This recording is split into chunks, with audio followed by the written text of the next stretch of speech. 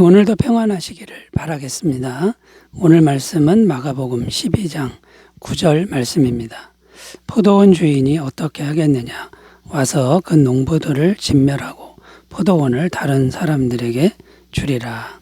아멘. 자, 오늘 말씀에 보면 주님께서 질문하는 내용이 나옵니다. 이제 누구에게 질문하냐면 당시 종교 지도자들에게 질문을 하는데요. 포도원 주인이 와서 어떻게 하겠느냐 이렇게 물으셨습니다. 몰라서 질문하는 게 아니라 결과가 분명하지 않겠느냐 이런 뉘앙스의 질문인 것이죠. 포도원 주인이 와서 어떻게 행동할 것인지는 너무나도 분명하다. 왜냐하면 최후 동첩으로 아들을 보냈는데 아들마저 죽인 사람들을 당연히 진멸할 것이다. 너무나도 분명하다. 이런 내용이 되는 겁니다. 자, 포도원 농부 비유에서 아들은 예수님을 의미하는 것이고 포도원 주인은 하나님 아버지를 의미한다라는 겁니다. 자, 그런데 이제 무슨 말입니까? 아들이신 예수님을 어떻게 대하느냐에 따라서 아버지인 하나님께서 결과를 결정하신다라는 겁니다. 그러니까 아들이신 예수님을 대하는 태도가 그 결과를 결정하는데 그 결과가 너무나도 분명하다라는 그런 말씀이 됩니다. 그래서 오늘은 아들이신 예수님을 대하는 태도가 분명하게 뭘 결정하는지 어떤 것을 결정하는지를 생각해 보면서 함께 은혜를 나누겠습니다. 첫 번째는요.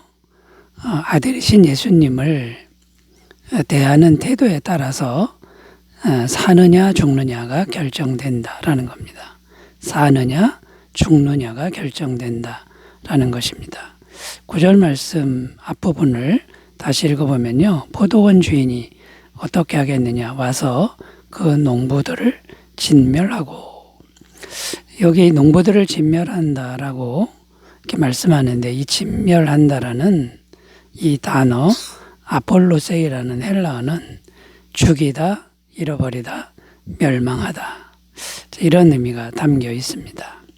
그래서 1차적으로는 육체의 죽음을 의미하고 또 2차적으로는 영원한 죽음을 의미한다라는 겁니다. 육체적 죽음은 AD 70년에 당한 예루살렘 성의 점령 사건을 의미합니다. 이스라엘 나라가 로마로부터 독립하기 위해서 반란 전쟁을 일으켰습니다. 그러나 오히려 이 전쟁은 로마 정부에 의해서 정복당하고 완전히 멸망당하는 그런 결과를 초래했다라는 것이죠. 이게 이제 육체적인 죽음을 의미하는 것이고요.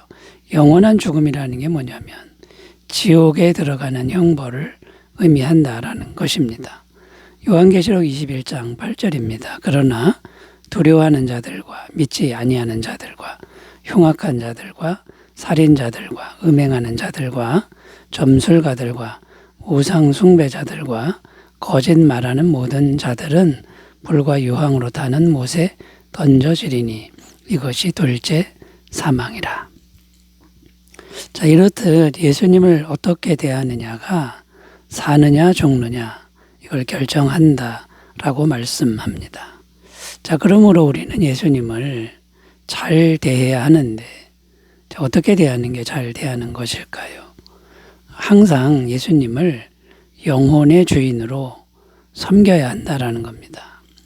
영혼의 주인으로 항상 예수님을 섬기는 그런 태도를 가져야 된다라는 것이죠. 그래야 살 수 있다라는 겁니다. 요한일서 5장 12절입니다. 아들이 있는 자에게는 생명이 있고 하나님의 아들이 없는 자에게는 생명이 없느니라. 그러니까 예수님을 영혼의 주인으로 모시면 생명이 있는 거고 영혼의 주인으로 모시지 않으면 생명이 없는 것이다. 이걸 우리가 꼭 기억했으면 좋겠습니다. 요한복음 5장 24절입니다. 내가 진실로 진실로 너에게 이르노니 내 말을 듣고 또 나 보내신 이를 믿는 자는 영생을 얻었고 심판에 이르지 아니하나니 사망에서 생명으로 옮겼느니라. 자, 예수님을 영혼의 주인으로 섬긴 사람은 이제 사망에서 완전히 옮겨져서 영원한 생명으로 옮겨진 그런 운명이 되었다. 그런 상태가 되었다고 말씀합니다. 자, 그러므로 항상 예수님을 영혼의 주인으로 섬기는 이런 태도가 중요하다라는 것입니다. 그 다음에 또 우리가 예수님을 어떻게 대해야 되냐면 오직 예수님 외에는 영생의 길이 없다는 것을 믿어야 한다라는 것이죠. 사도행전 4장 12절입니다. 다른 이로서는 구원을 받을 수 없나니 천하 사람 중에 구원을 받을 만한 다른 이름을 우리에게 주신 일이 없음이라 하였더라. 예수님 외에 다른 길이 없다. 이렇게 믿고 오직 예수님만 의지하는 이런 믿음을 가져야 된다는 말씀이죠. 요한복음 14장 6절입니다. 예수께서 이르시되 내가 곧 길이요 진리요 생명이니 나로 말미암지 않고는 아버지께로 올 자가 없느니라.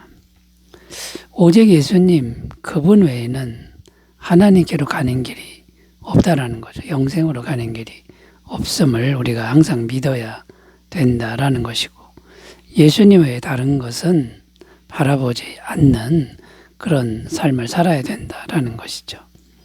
예수님 아닌 다른 길을 찾으면 생명을 잃어버린다는 것을 이걸 분명하게 인식해야 된다라는 겁니다. 요한복음 10장 7절 8절입니다. 그러므로 예수께서 다시 이르시되 내가 진실로 진실로 너희에게 말하노니 나는 양의 문이라. 나보다 먼저 온 자는 다 절도요 강도니 양들이 듣지 아니하였느니라. 예수님 아닌 다른 길은 죽음의 길일 뿐이다. 이것을 분명하게 우리가 인식하고 예수님을 가장 소중한 분으로 이렇게 대하는 태도를 우리가 잘 가지셨으면 좋겠습니다. 자, 두 번째로 가겠습니다. 예수님을 대하는 태도가 어떤 것을 결정할까요? 두 번째는요, 영원한 은혜가 유지될 수도 있고 빼앗길 수도 있다라는 겁니다. 자, 오늘 말씀 끝부분에 보면 포도원을 다른 사람들에게 주리라 이렇게 기록합니다. 무슨 말씀이냐면 전적인 은혜로 포도원을 주셨는데 그 전적인 은혜로 주신 포도원을 다른 사람들에게 주겠다라는 말씀입니다. 이게 당연한 말씀인 것이 하나님의 종들을 다 죽이고 아들까지 죽였는데 그대로 그 전적인 은혜인 포도원을 그 사람들에게 준다는 건 말이 안 된다는 것이죠. 이게 이제 역사적으로 어떻게 이루어졌냐면 하나님이 이스라엘 나라에게 전적인 은혜를 먼저 주셨죠.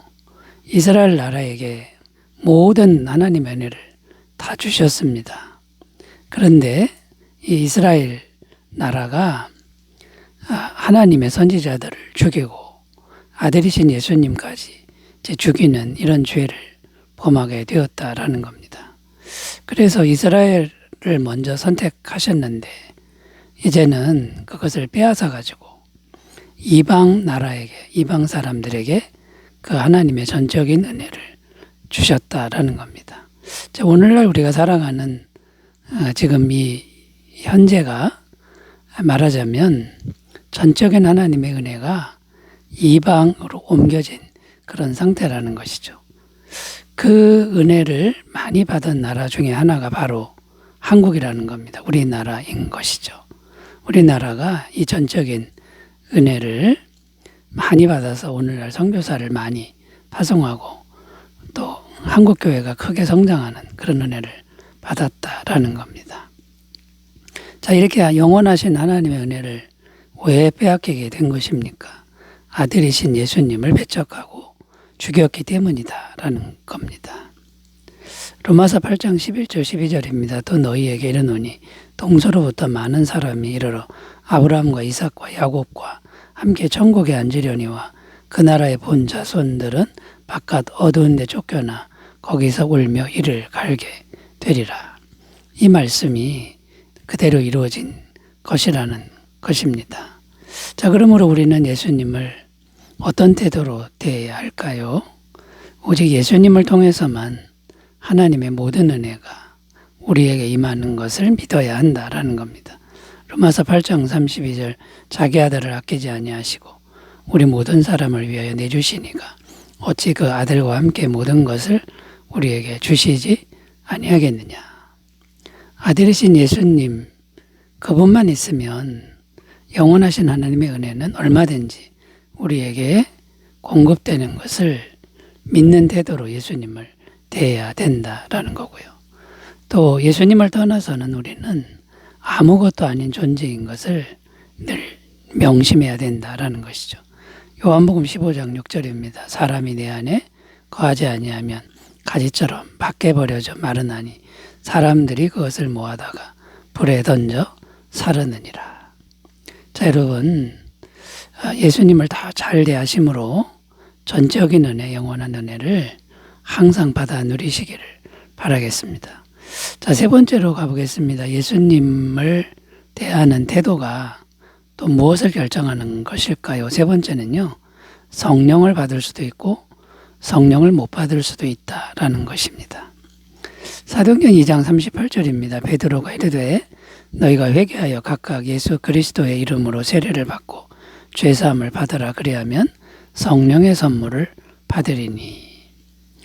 자, 이 말씀의 내용이 뭐냐면 십자가에 달리신 예수님을 믿고 그 예수님과 믿음으로 연합할 때 어떤 일이 일어나는지를 말씀합니다. 영원한 죄사함을 받고 그리고 성령을 선물로 받는다. 자, 이런 말씀입니다. 자, 영원한 죄사함을 통한 성령을 받았다. 성령을 받는 것. 이건 어떤 의미가 있냐면 하나님이 원래 사람을 창조하실 때에 원형이 회복되는 의미가 있다라는 겁니다. 원래 하나님이 사람을 창조하신 그 모습이 회복되는 의미라는 거죠. 창세기 2장 7절입니다. 여호와 하나님이 땅의 흙으로 사람을 지으시고 생기를 그 코에 불어넣으시니 사람이 생명이 되니라. 그러니까 최초의 사람 아담 안에 죄가 없었고 그 죄가 없는 아담 안에 성령이 충만한 것이죠. 그러니까 오늘날로 말하면 영원한 죄사함과 성령의 임재 같은 내용이죠.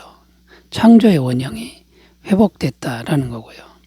이 창조의 원형이 회복되었다는 건 어떤 의미냐면 모든 영역에서 부족함이 전혀 없는 상태가 되었다는 의미입니다.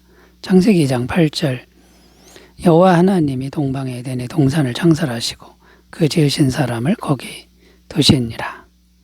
그래서 에덴 동산이라고 하는 모든 부분에 부족함이 없는 환경이 마련되었다라는 것이죠. 자, 그러면 여러분 예수님을 우리가 잘 대하면 죄사함을 받고 성령을 받는데 이보다 더 귀한 일은 없다, 중요한 일은 없다라는 것입니다. 자, 반대로 성령을 받지 못하면 어떻게 되는 것일까요? 여전히 죄의 권세 아래서 사는 비참한 인생이 된다라는 겁니다.